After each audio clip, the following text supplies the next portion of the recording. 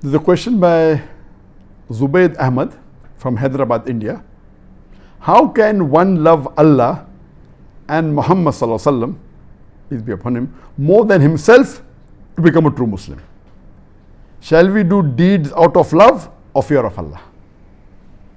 How can we love Allah and His Messenger more than we love ourselves? And there's the hadith of the Prophet sallallahu alaihi wasallam that a Muslim is not a true Muslim until he loves Allah and His Messenger more than himself. So one of the criteria for you to be a complete good Muslim is that you love Allah and His Rasul more than you love yourself. And should you follow the deeds of the Prophet and Allah because you love them or because you fear them? It should be both.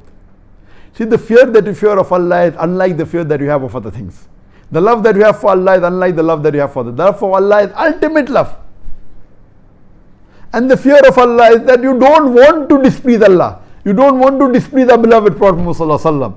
It's a different sort of fear. It's a different sort of love altogether. And how can you love Allah more than yourself? Is when you realize that when you do this thing, it's going to cause loss to you, yet you do it for the sake of Allah. That's the time you love Allah more than yourself.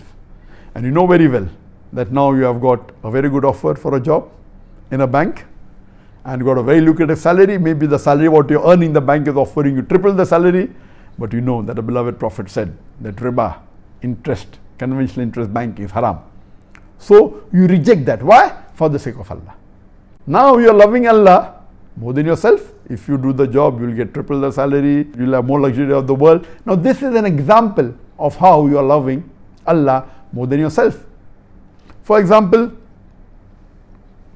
the Prophet said that don't leave the place in which, when you are living in a place and if a plague breaks out, don't leave it. So you have to obey Allah and His Messenger. You cannot run away. You have to have faith, be patient, whatever befall you, even if you have to die, I'll die. If you die, become a martyr. So here you are following the commandment of Allah subhanahu wa ta'ala. It is not only proven by medical science, but you're doing for sake of Allah, you're loving Allah more than yourself. So always when you put Allah and His Messenger more than yourself, that means you're loving Allah more than yourself. And if you love Allah more than yourself, then you are a true believer, a true Momin, and inshallah go to Jannat al-Firdaus.